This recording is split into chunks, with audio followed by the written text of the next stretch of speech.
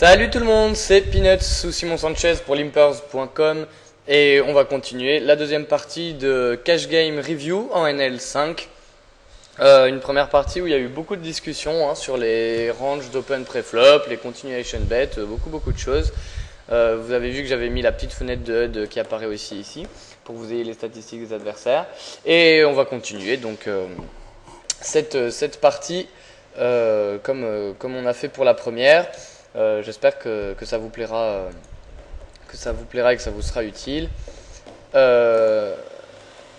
Et oui, non, c'est bon. Je croyais avoir raté un coup. Alors, ici, on a des belles mains un peu partout. Donc, on relance As-Roi évidemment sur la table numéro 3, Roi-Dame sur la table numéro 2. Et on va voir un peu ce qui se passe. Donc là, ça couche table numéro 2. Table numéro 2, toujours, on a Valet-Dame de suite après. Alors, Nostre As-Roi, on a été payé une fois par un joueur 32-6. C'est a priori clairement un joueur récréatif qui est assez mauvais et qui va être assez collant. Ici, c'est assez close entre le continuation bet, c'est-à-dire faire une mise pour essayer de remporter le pot maintenant en bluff, ou alors checker avec nos deux overcards As-Roi. Puisqu'il est possible qu'on ait la même main. Ici, les deux options me paraissent ok. Il y a un grand débat autour de ces spots-là, de ces coups-ci, où on peut décider de checker ou de miser. Ici, pour la vidéo, moi je préfère vous conseiller de continuation bet, comme je l'ai fait ici. Je pense que ça rend la main quand même plus facile à jouer. On va être moins enclin à faire des erreurs que si on check. Et puis ça a l'avantage que si on touche un As ou un Roi, on aura une très bonne main. Et regardez, imaginons que le joueur nous paye avec une main. Donc ici, nous on a As-Roi. Hop, imaginons que le joueur nous paye avec une main comme Valet-10 par exemple, qui est le top de son range, c'est-à-dire que ça fait partie des meilleures mains avec lesquelles il peut payer. Sur un flop 3 de carreau, 8 de trèfle et Valet de pique, vous voyez qu'on a quand même 23% de chance d'améliorer.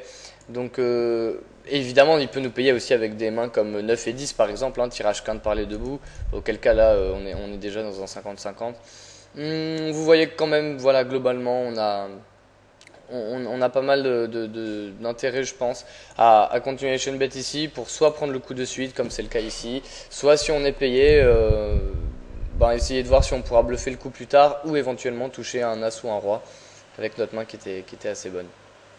Et puis le flop était pas très drawy, c'est-à-dire qu'il n'y avait pas beaucoup de tirages. Il y avait un tirage quinte, et des tirages quinte par le ventre, mais un tirage quinte par les deux bouts avec 9 et 10. Il n'y avait pas de tirage couleur, c'était pas extrêmement connecté, la troisième carte connectait pas du tout, donc je pense que ça vaut le coup. Alors, ici Roi-Dame. J'ai isolé, j'ai iso-raise, c'est-à-dire qu'il y avait un joueur qui avait limpé. Qui a limpé, Jean-Baptiste, 39-6. Moi j'ai une bonne main, j'ai pas du tout envie de voir le flop, de lui laisser voir le flop gratuitement.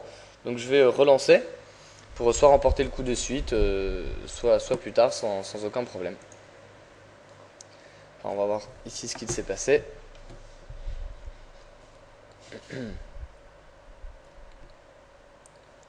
Alors ici j'ai relancé aussi une paire de 5 en premier de parole et vous avez vu que j'ai décidé de ne pas continuation bet. C'est un flop où il y a deux joueurs, c'est deux joueurs récréatifs qui vont être assez collants, 53-14 et 34-6. C'est clairement des joueurs qui jouent trop de mains, qui vont trop payer avec des petites paires, qui vont avoir beaucoup de mal à les lâcher. Donc ici je pense pas que ce soit une bonne idée de continuation bet. On a trop de chances d'être payé, on n'aura pas de belles cartes à bluffer, on a très peu d'equity, c'est-à-dire de chances d'améliorer notre main. Donc voilà. Je vous conseille vraiment ici de checker, d'abandonner la petite paire. C'était vraiment dans l'intention de flopper soit en brelan, soit que tout le monde couche pré-flop, soit de faire un continuation bet dans une bonne situation. À deux joueurs, j'aurais pu continuation bet s'il n'y en avait qu'un des deux qui m'avait payé. Mais là, contre deux joueurs, ce serait trop, je pense. Bon, Valet-Dame, ça a couché ici. Et on a de nouveau As-Roi ici, sur la table en haut à gauche.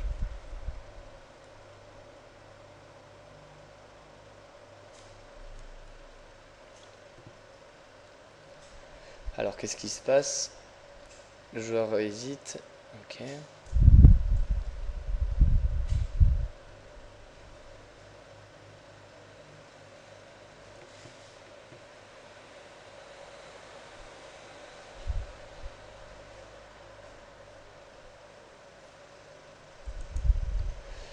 Alors, ok. Ici, ça a couché. Et As-Roi, je hésite toujours, je vais un peu accélérer parce que ça commence à être un petit peu long. Ok, alors j'ai été payé par un joueur, donc de White Ace. Il est 25-11 sur 29 mains, ça peut être un bon joueur comme un mauvais joueur, on peut pas trop savoir pour l'instant. Il y a pas mal de chances que ce soit un joueur quand même un petit peu calling station et pas trop agressif, vu qu'il a que 11% de pré-flop raise, mais bon 29 mains c'est pas assez, donc on va pas trop se prononcer. Et sinon j'ai floppé une top pair top kicker, donc une très bonne main. Et ici je vais faire un continuation bet pour value évidemment, c'est-à-dire espérer être payé par moins bien. C'est ce que signifie value. Et j'ai encore As-Roi sur la table en bas à gauche, donc beaucoup de bonnes mains pré-flop mais pas d'action. Les joueurs abandonnent très tôt dans les coups. Et ici, mon Dame 10, en haut à droite, vous avez vu, j'ai relancé au bouton, il y avait un joueur qui avait limpé. Dame 10 est une main suffisamment forte au bouton pour espérer soit de remporter le coup pré-flop. Et si je suis payé, je pourrais manœuvrer assez facilement normalement post-flop. Donc il n'y a pas de problème à jouer cette main.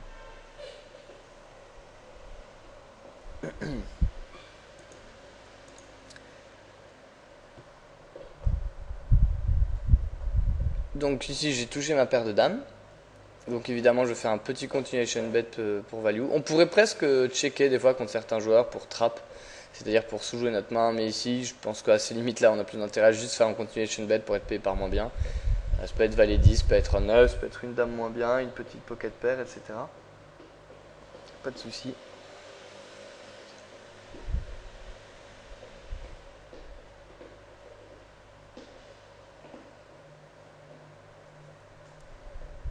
Bon, et là, encore une fois, quelqu'un a couché. Alors ici, on a relancé notre As-Roi. Déjà, bon, excusez-moi. On avait relancé aussi notre Dame 10 ici, en premier de parole.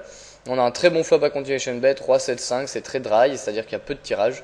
Donc on va pouvoir continuation bet une fois ici. Et As-Roi, à l'inverse ici, c'est close entre le c-bet et le bet, vous allez voir ce que je fais. Donc on va d'abord voir la main avec Dame 10. Voilà, j'ai remporté le pot. C'est assez logique. Enfin, vous allez assez souvent remporter les pots sur des flops comme Roi 7-5 sans tirage couleur. Parce qu'il y a peu de probabilité que le joueur ait un tirage quinte. Il peut pas avoir de tirage couleur. Et voilà, ça connecte peu son range, c'est-à-dire toutes les mains avec lesquelles il va payer pré-flop. Et alors le coup avec As-Roi, excusez-moi, sur la table de gauche, il nécessite un peu plus de développement. Alors, regardez ce qui s'est passé avec le coup de As-Roi. Donc sur la table en bas à gauche, on revient un peu en arrière. J'ai relancé As-Roi moi, d'accord? Alors, vous allez voir, je me fais 3 bêtes, c'est-à-dire sur-relancer. Voilà, là le joueur me 3 bêtes. Ça vous voyez, c'est un min 3 bêtes, c'est-à-dire qu'il relance tout petit. Ok, il met 25 centimes. Ce qu'il faut observer ici, c'est que le joueur a plus que 2,60 € derrière, c'est-à-dire à peine plus d'une demi-cave. La cave c'est 5 €, il lui reste à peine plus d'une demi-cave derrière, c'est pas beaucoup. As-Roi est évidemment une main très forte, hein, vous pouvez le voir sur PokerStove, il n'y a pas beaucoup de mains meilleures, à part As, Roi, Dame, à peu près quoi. Et As-Roi se situe vraiment dans les meilleures mains, vous voyez, c'est là, hop, après il y a les paires, mais c'est une excellente main. Pré-flop, ça se comportera très bien contre la majorité des joueurs et surtout contre un mauvais joueur qui fait des petites relances. Et ici, en l'occurrence, c'est un mauvais joueur, vous voyez que la statistique ici, j'ai le pourcentage de 3 bêtes. Ici, le joueur a 7% de 3 bêtes. Alors certes, il n'y a que 40 mains, mais c'est une petite tendance, c'est-à-dire que le joueur a déjà 3 bêtes au moins une fois. Et il est possible que ici il soit en train de faire un peu n'importe quoi. Alors, quand on se fait min raise comme ça peut être une paire d'as, évidemment, une paire de rois, mais c'est à peu près les deux seules mains qui m'embêtent. Alors, pourquoi c'est les deux seules mains qui m'embêtent? Ben, tout simplement parce que, regardez, si le joueur a as-as et que moi j'ai as-roi, je suis très mal, certes. Voilà, j'ai que 8% de chance de gagner. S'il a roi-roi, ça va déjà mieux, j'ai 31% de chance de gagner. Mais si après il a dame-dame, c'est un 50-50 quasiment. Pareil avec valet-valet, 10-10. S'il a as-dame, je suis vraiment devant. Vous voyez qu'il a que 26%. Pareil s'il a as-valet, s'il a roi-dame aussi, il est très mal. Donc c'est quand même des situations très favorables. Et vu que c'est un mauvais joueur, il est possible qu'il fasse une petite relance comme ça, un petit 3 bêtes, avec toutes ces mains-là, comme Roi-Dame, As-Dame, As-Valet, Roi-10, peut-être même 8 et 9 de cœur. Il y a beaucoup de mauvais joueurs récréatifs qui vont faire ça. Du coup, ici, au lieu de simplement payer, je pense avoir trop souvent une meilleure main que lui. Et de toute façon, s'il a paire d'as ou paire de roi, tant pis, je perdrai ma cave, ça arrive, on peut pas gagner tous les coups. Et il faut pas avoir peur de perdre, c'est normal de perdre, ok? Mais ce qui est intéressant, c'est de prendre plus d'argent quand on a l'opportunité d'en prendre plus. Donc ici, comme je pense être souvent devant, je préfère largement faire moi une petite relance et espérer voilà, que le joueur va me payer avec une main comme Roi-Dame, 8 et 9, Valet 10 hors de position, ou qu'on parte à tapis, ça me dérange pas, contre un joueur qui a une petite cave, sachant qu'un joueur qui a une petite cave va souvent être enclin à faire des tapis avec plus de mauvaises mains. C'est-à-dire, vu qu'il a qu'une demi-cave, il va se dire, oh bah allez, c'est pas grave, je vais gamble, c'est-à-dire parier un peu, hein, je vais faire un petit coup de pari, quoi. Il va jouer sa main pré-flop, voilà, avec Valet 10, etc. Donc avec As-Roi, on dominera beaucoup de ces mains-là. Et donc je décide de relancer à 1,25€. Alors pourquoi 1,25€? Parce que si jamais il me paye, le pot fera 2,50€ et je pourrais faire tapis quel que soit le flop en faisant un continuation bet en bluff. Et vous allez voir, c'est ce qui se passe. Donc regardez là, le joueur hésite un petit peu. C'est plutôt bon signe. Il colle et il tombe un flop 17-3. Alors qu'est-ce qui se passe sur 17-3? Évidemment, je vais pas toucher, mais le pot fait 2,55€, ce qui est beaucoup, et il lui reste 15,52. Si on part du principe que le joueur peut payer avec beaucoup de mauvaises mains pré-flop, je vous ai dit, ça peut être 8 et 9, As-Valet, As-Dame, Roi-Dame, Dame-Valet, etc. Ici, si je fais tapis, il va souvent coucher, je remporterai le pot, et au cas où, mettons même qu'il me paye encore une fois, je sais pas moi, avec 9 et 10, voilà, hein, imaginons qu'il avait payé lui avec 9 de cœur et 10 de cœur, moi j'ai As-Roi, et sur un flop 10 de carreau, 7 de pique, 3 de carreau, vous voyez que j'ai quand même 27%, donc même s'il me paye avec une top pair, j'aurai souvent une assez bonne equity, donc ça me dérange pas. Il peut même payer avec des tirages comme 8 et 9, et je serai quand même légèrement devant, et vu l'argent qu'il y a au milieu, ça vaut vraiment le coup. Donc on y va. Bon, ici le joueur couche, et donc c'est très bien, on remporte le pot. Donc vous voyez, le plan était précis depuis le début, c'était de mettre un maximum d'argent pré-flop, parce qu'on pense que l'adversaire qui est mauvais, qui est 55-16, qui va souvent être tenté de payer avec des mauvaises mains, peut payer avec beaucoup de mauvaises mains du coup, et ce sera à notre avantage, on pourra beaucoup lui prendre d'argent, soit quand on touche, et soit même quand on touche pas ici, vu que le joueur a plus qu'1,60€ derrière, que le pot fait 2,50€, on peut faire tapis, et il y a beaucoup de fois où il va coucher, les fois où il paye, on aura quand même un petit peu de chance d'améliorer, puisqu'on a 2 overcards, c'est-à-dire un As ou un Roi, donc c'est quand même assez favorable. Voilà. Alors, ici on a 5 et 7, je vous conseille de coucher ici, je l'ai couché, parce que beaucoup de joueurs vont être tentés de payer avec des mains comme ça, 5 et 7 de cœur, mais en fait vous êtes hors de position, face à deux joueurs, un joueur régulier et un mauvais joueur certes, mais ça va être trop dur de manœuvrer, le 5 et le 7 si vous faites des paires seront vraiment des paires un peu trop petites, donc vous avez quand même bien plus envie de payer avec des mains meilleures comme au moins 7 et 8 de cœur, enfin 7 et 8 suited, hein, ça peut être de cœur, de carreau ou quoi, ça on s'en fout, mais vous avez envie de payer avec des mains quand même meilleures. Donc voilà, 5 et 7 suited ici, je vous conseille vraiment de coucher, c'est pas très rentable de payer ici, voire pas rentable du tout, parce que vous serez amené à faire beaucoup d'erreurs post-flop. En ayant des tirages 15, vous allez payer une fois, après vous allez toucher une petite pair turn, vous allez encore payer une fois, puis vous allez perdre un gros pot river si vous payez, ou alors vous allez devoir coucher et ce sera pas assez rentable. Donc essayez hors de position dans les blindes de jouer quand même des mains assez solides. Alors, ici on a une belle paire de rois au bouton en bas à droite et un As-10, je commande pas, hein, le Valet 7, on a une main pourrie, évidemment on va abandonner, on n'a rien touché.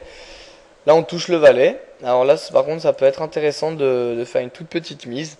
Je pense que ici j'ai checké, comme je vous dis, attendez, excusez-moi, parce que je veux pas que la paire de rois et le As-10 passe à la trappe. Avec le Valet 7, je vous dis, ça peut être intéressant de faire une petite mise ici à la turn. J'ai pas décidé de le faire, parce que contre deux joueurs, vu qu'il y a encore beaucoup de tirages, c'est un tout petit peu casse-gueule. C'est-à-dire que même si je suis payé par des mains moins bien, c'est des mains qui auront quand même pas mal de chances d'améliorer. Il y a un tirage pique, un tirage cœur, j'ai pas du tout envie de coucher ma main river. Donc ici si quelqu'un mise, je vais toujours payer. Bon évidemment j'ai double paire, mais surtout même si j'avais pas touché le 7, j'aurais payé si j'avais pas eu ma double paire, et pareil si j'avais pas touché ma double paire, j'aurais quand même misé. Bon là évidemment je fais double paire, donc je fais une mise, hein, c'est absolument obligatoire et logique. Et là avec mon roi-roi, je fais un 3 bet, Donc je mets 50 centimes. Pourquoi 50 centimes? Ben, parce que je vous conseille de 3 bêtes entre 9 et 10 blindes quand vous êtes en position, comme ça. C'est-à-dire que j'ai la position sur le joueur qui mise, hein, je parle après lui. Euh, et évidemment d'augmenter plus il y a de joueurs. C'est-à-dire partir à 9 et du blind quand il y a un seul joueur qui a payé. Et de faire en gros grossir un peu plus. Quand s'il y a un autre joueur qui paye, vous pouvez mettre 12 blindes, ou si le joueur au lieu d'ouvrir à 15 ouvre à 20, vous pouvez mettre aussi 11-12 blindes. Ce sera le sujet d'une vidéo. Mais en gros les sizing des 3 bêtes, voilà, c'est entre 9 et 14 blindes très très souvent. C'est rare que ça fasse plus. Donc ici j'ai fait 10 blindes, ça fait 50 centimes. Donc voilà, gardez ça en tête, faire entre 9 et 14 blindes, c'est rare, très rare de faire plus et très rare aussi de faire moins. Donc on va pas développer là, ce serait trop long, mais c'est à peu près ce qu'il faut que vous fassiez. Donc mon valet 7, j'ai fait une petite mise, personne n'a payé malheureusement. Et ma paire de rois, on va voir ce qui se passe.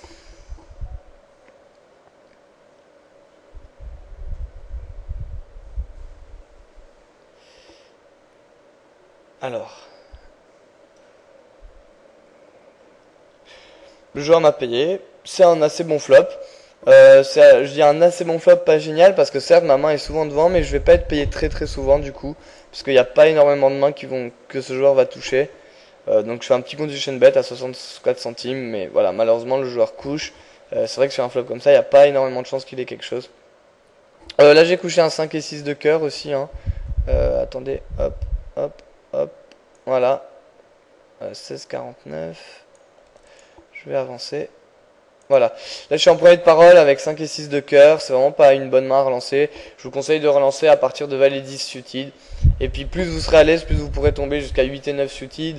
Mais même 7 et 8 suited, je vous conseille pas vraiment de relancer. À 5 joueurs, ça peut être ok si vous êtes vraiment à l'aise, mais même, c'est pas vraiment ultra conseillé.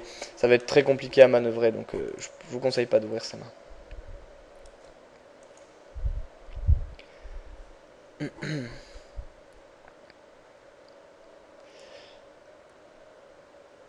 Alors, on va avancer un petit peu. Alors là, on a un As-2 de carreau sur la table numéro 3, en bas à gauche.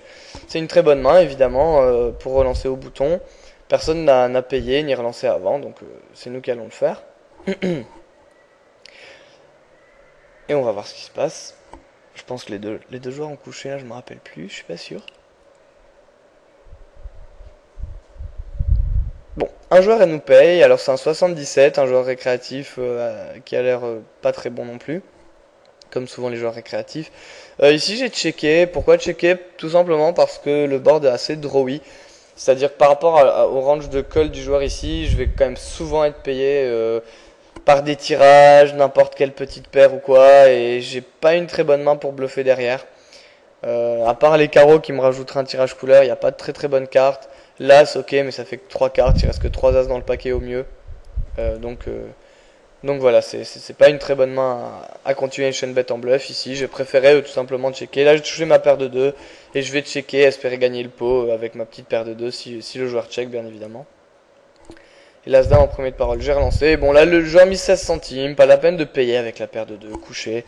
Vous avez une très mauvaise main, il y a très peu de chances que vous soyez devant. Donc je vous conseille de coucher. Le joueur peut faire vraiment cette mise avec n'importe quelle paire. Donc, vu qu'on a la plus petite paire, il vaut mieux coucher ici.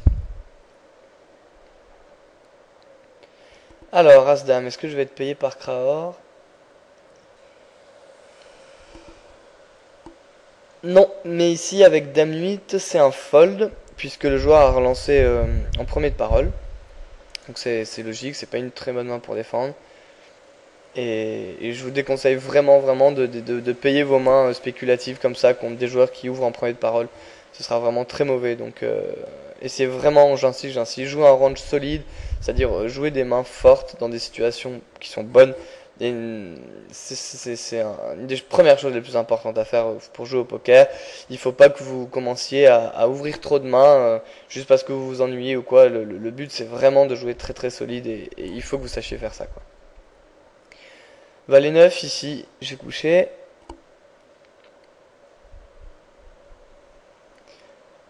Euh, 7 et 8, ça va être un fold aussi. 4 et 9, évidemment, pareil. J'avance un petit peu. Alors, Valet 10. Valet 10 ici, si le joueur couche, je vais tout le temps ouvrir du bouton, bien sûr. On va voir ce qui se passe. Alors, je suis encore mine 3 bêtes par ce joueur, dont on a vu que c'est le joueur où on avait 3 bêtes avec As-Roi tout à l'heure, et qui avait couché. Donc je vais payer ici, au cas où, vu qu'il met tout petit, au cas où je touche quelque chose. Là, j'ai rien touché, alors je vais checker ici. Pourquoi? Parce que en misant, j'aurai peu de chance de remporter le coup de suite, en fait. Souvent, les joueurs qui vont mine 3 bêtes, quand ils check, ils vont souvent check call ou check raise et rarement check fold de suite. S'ils avaient eu une mauvaise main prêt à abandonner, ils auraient souvent misé en bluff en fait.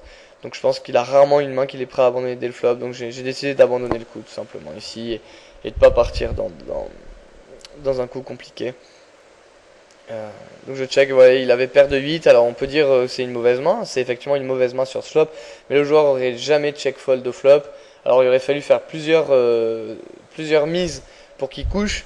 Le problème c'est que là il a paire de 8 mais on le savait pas bien évidemment, et il aurait très bien pu avoir paire de roi ou paire de dame qu'il aurait jamais lâché, voire même un petit as, as 8 ou quoi, qu'il aurait jamais lâché non plus. Donc vu qu'on n'avait pas trop d'informations sur son range, c'était mieux ici de prendre le check je pense, et de pas aller chercher plus loin. Le poker c'est vraiment un jeu où quand vous misez vous avez besoin de savoir ce que vous faites, et pour savoir ce que vous faites vous avez besoin d'avoir une idée assez précise du range adverse. Là c'était pas trop le cas, c'est un joueur qui joue beaucoup de mains, qui fait un peu tout et n'importe quoi, donc je vous déconseille.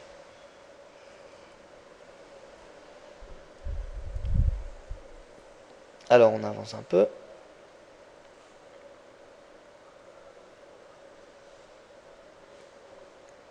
Là on n'a pas de bon coup à jouer. Alors la suite ici c'est un fold automatique. C'est pas parce que vous avez un as en main sur la quatrième table, hein, en bas à droite, qu'il faut le jouer ici, c'est très mauvais. Par contre ce qu'on peut faire c'est éventuellement faire un 3 bet en bluff. C'est-à-dire en small blind, 3 bêtes en espérant faire coucher le joueur star killer, mais ce sont des coups trop avancés que vous n'avez pas besoin de faire maintenant, donc on va pas se concentrer là-dessus.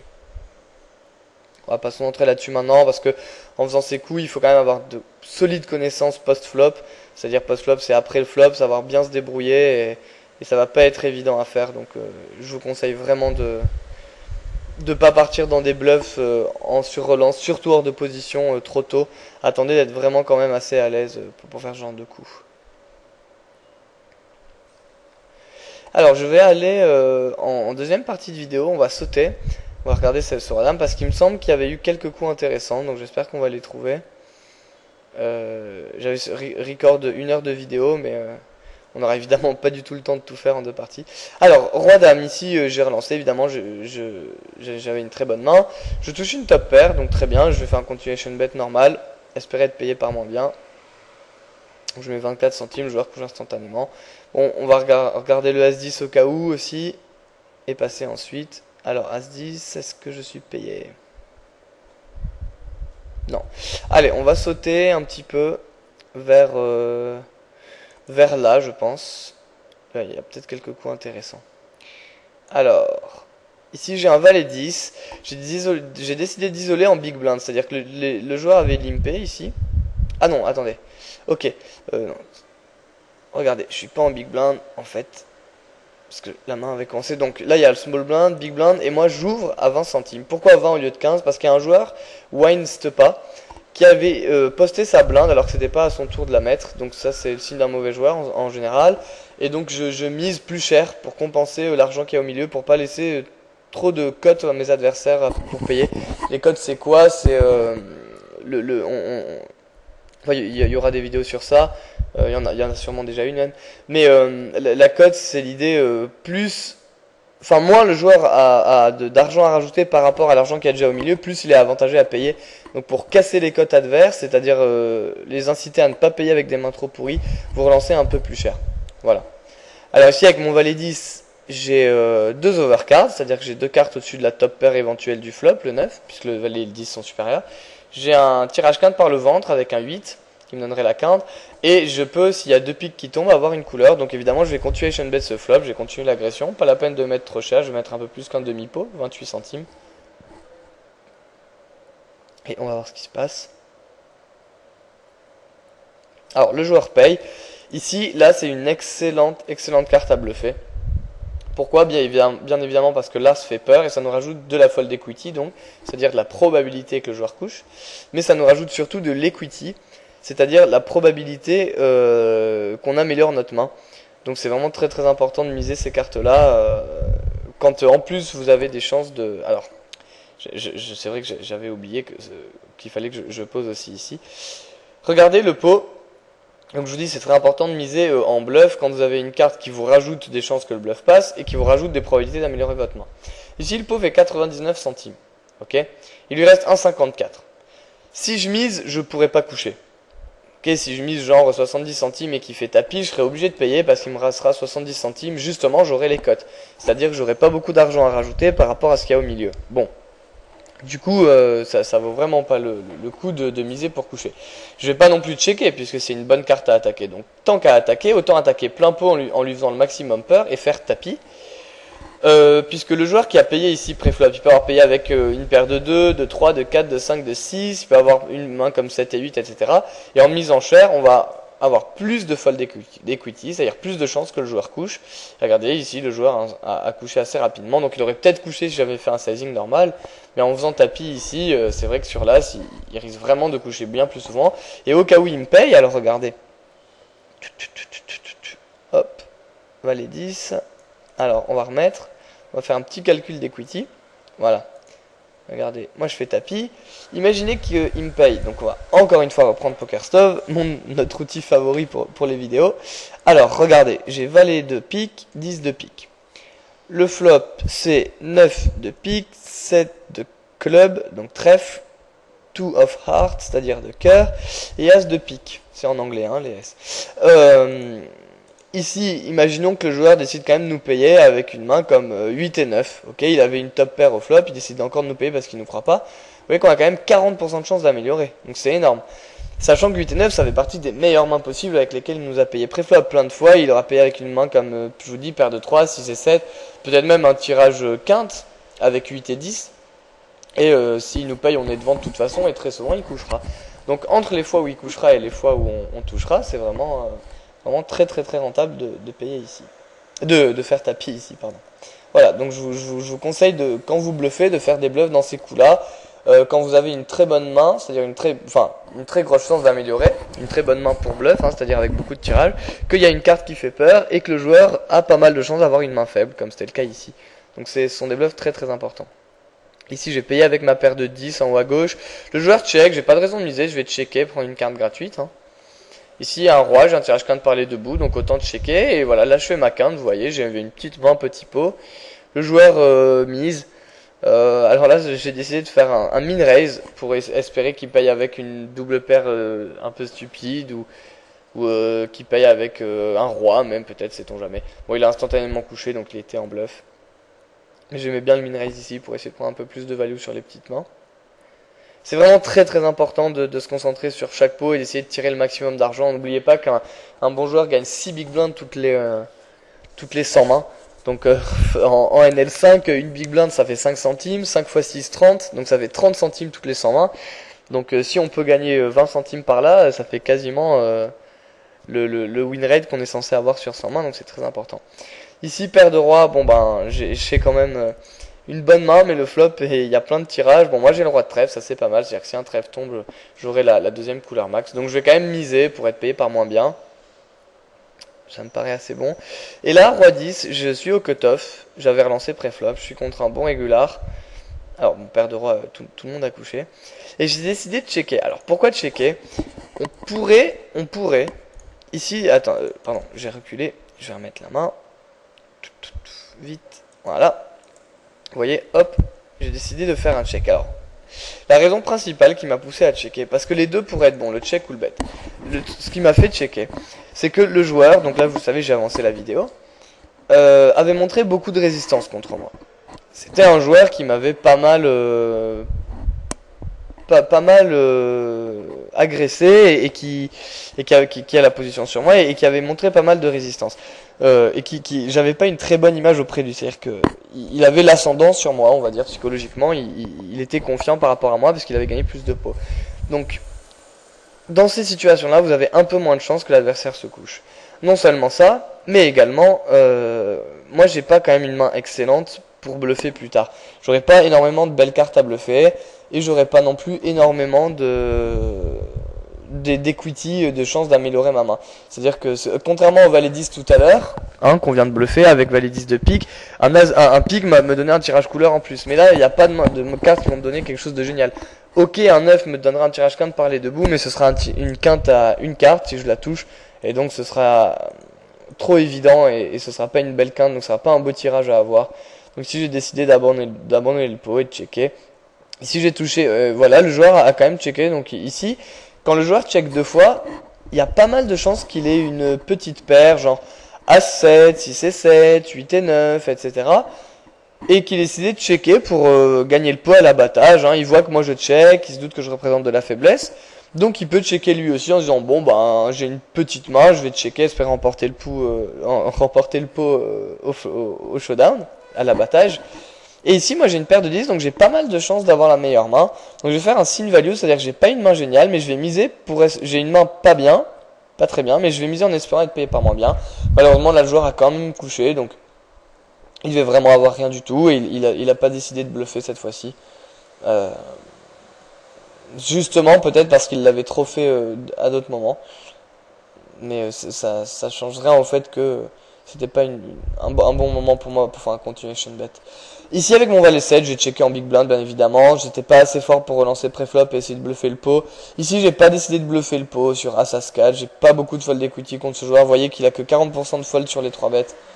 Donc c'est pas très bon. Ici il y a un full. Donc j'ai décidé de miser en essayant de lui... En fait on va souvent split, c'est-à-dire partager le coup vu qu'il y a un full aux As par les 4 sur le flop. Bah, si lui il a roi dame, on va faire speed, mais je vais miser, j'ai je pense 5% de chance qu'il couche, et autant prendre ces chances là qui couchent. Donc évidemment là il m'a payé avec dame 2 parce qu'il savait qu'on splittait, et au cas où c'est vraiment un mauvais joueur qui sait même pas qu'on partage sur le board ou quoi, j'ai misé, sait-on jamais qu'il couche, ce serait plutôt bien, ça évite de partager le pot et de gratter les 6 centimes. Donc là évidemment il a couché, mais si j'ai 5% de chance qu'il fold, autant les prendre. Paire de 2 ici, j'ai touché un brelan. Alors je check dans l'intention de laisser mes adversaires miser. Malheureusement là c'est pas le cas, donc je vais évidemment miser moi-même maintenant, hein, commencer à miser. C'est pas une bonne idée de continuer de checker encore en espérant que les adversaires misent. Hein. Ils ont tous checké au flop, il y a peu de chances qu'ils décident de miser maintenant. Et on va avancer un peu. Je vais voir si on a des belles mains à jouer. Alors, valet 8 de cœur. Alors, j'ai un très bon flop, c'est-à-dire que j'ai un tirage couleur, un tirage quinte par le ventre, et le valet qui peut me faire une double paire potentielle assez bonne. Là, le joueur a couché, donc très bien. Alors, ici, on a 3 mains qu'on va jouer. Paire de 6, paire de 7, 9 et 10 de la même couleur. Paire de 6, j'ai touché un brelan. C'est évidemment une très bonne main. Et ici je vais continuation bet bien sûr. Et le board est assez drawy, c'est à dire qu'il y a beaucoup de chances que le joueur ait touché quelque chose, un tirage quinte, une paire, un tirage couleur. Donc je vais miser en espérant qu'il paye ou qu'il me relance. La 9 et 10 j'ai touché un trips, donc évidemment une très très bonne main. Je vais miser. Et là avec ma paire de 7, j'aime pas trop checker parce que j'ai pas envie de subir moi l'agression. J'ai pas envie de check fold non plus une paire de 7 ici. Donc j'ai décidé de faire un petit continuation bet. À quasiment demi-pot, à peine plus, pour espérer remporter le pot de suite. Voilà, hein, ça me paraît bien, je pense. Donc ici, je mise dans cette intention-là. Et ça me dérange évidemment pas de remporter le coup de suite. C'est même ce que je préfère. Et si le joueur paye, il peut me payer avec une paire de 3, un tirage couleur, et pas oser bluffer derrière. Donc voilà, je préfère miser moi-même ici. Bon, check fold n'est pas horrible, mais ça me dérange un peu quand même quand on a une aussi bonne main. Voilà. Alors, on va juste revenir sur le 9 et 10. Hop. Alors, 9 et 10, j'ai été payé. Préflop, ici. Oui, j'ai paire de 7. Alors, ici, j'ai décidé de checker. Pourquoi checker? Parce que Duke me paraît être un joueur régulier. Et que sur un flop valet 9-9, il y a très peu de chances qu'il ait une bonne main. C'est-à-dire que... c'est un flop assez dry, c'est-à-dire qu'il n'y a pas beaucoup de tirages. J'ai un tirage quinte avec dame 10, mais c'est à peu près tout. Les autres, c'est des tirages quinte par le ventre, et vu que ça a l'air d'être un bon joueur, il va souvent les abandonner. Et il n'y a pas de tirage couleur, il n'y a qu'une possibilité d'avoir une paire, il y a plus très peu de chances qu'il ait un 9 vu que j'en ai un déjà. Bon. Donc ici, j'ai voulu checker pour sous-jouer ma main, et essayer de l'inciter à soit bluffer lui, miser lui turn, soit qui touche une carte et qui check call ou check raise à la table. Ici donc il mise, le plan est parfait. Et je décidé de faire une petite relance. Ici on aurait pu checker, j'ai essayé quand même de faire une petite relance parce que je représente vraiment pas grand chose. Il peut être suspicieux et me payer avec un tirage quinte, un valet, un 5, etc. Tirage couleur. Bon ici il check, donc il a probablement rien, mais je vais évidemment pas checker. Miser en espérant qu'il me paye, hein, donc je mise pas trop cher. Ici il a abandonné, mais je pense qu'il aurait souvent... pu payer ou même faire un bluff lui à la river. Si ça n'a pas été le cas, il a abandonné, mais je pense que si on avait su bet dès le flop, il aurait tout de suite abandonné. Et ici, on lui a grappillé 40 centimes, hein, puisque il a mis et turn et on a relancé, il a collé. Et 40 centimes, ben voilà, hein, ça fait combien de blindes? Ça fait 8 blindes, 8 x 5, 40. Et donc 8 blindes toutes les 100 mains, c'est un très bon win rate. Donc là, pendant 100 mains, si je reste à 0, ben, on peut dire que j'ai gagné ce qu'il fallait quand même, puisque j'ai gagné 8 blindes ici. Donc voilà, gardez bien en tête que le jeu est un poker de plein de petites choses, c'est un jeu précis et au détail. Il faut être très très concentré, prendre chaque coup à fond et vraiment savoir ce qu'on fait. Si vous savez pas ce que vous faites dans un coup, vous allez perdre confiance, vous allez douter dans votre jeu et c'est vraiment pas bon. Donc je vous incite à vraiment jouer avec parcimonie et sang-froid. Voilà, bah écoutez, je vous dis à tout bientôt. Là, ça fait 35 minutes, on va arrêter cette deuxième partie en NL5. Et voilà, je compte sur vous pour laisser des commentaires, je répondrai à un maximum de questions. Et je vous dis à tout bientôt pour les prochaines vidéos dans la série Zero to Hero. La prochaine vidéo review, ce sera en NL10, donc, puisqu'on a déjà fait NL2 en live, on a fait NL5 en review, et je pense qu'on refera encore de la review en NL10. C'est quand même plus riche pour commenter les coups et avoir le temps. Donc je pense qu'on va continuer sur cette voie. Et vont s'en suivre évidemment des vidéos review de joueurs aussi, des vidéos de théorie et un petit peu de technique aussi et de mental. Donc j'espère que cette série vous plaît. Je fais vraiment le maximum pour couvrir tous les sujets. C'est pas facile en vidéo de traiter tout à la fois. Il y a tellement de choses dont il faut discuter. Mais je pense que c'est vraiment important quand on commence le poker de se plonger de suite, hein, dans la théorie. Donc encore une fois, lisez le guide du débutant pour vous appuyer aussi sur les vidéos si vous avez du mal. Et puis ne vous gênez pas pour relire aussi et relire le vocabulaire. Prenez des notes, revoyez les vidéos. Et petit à petit, si vous êtes sérieux et discipliné, normalement vous montrez les limites une à une avec patience et calme et sérénité. Du moins c'est ce que je vous souhaite. Allez, à bientôt tout le monde!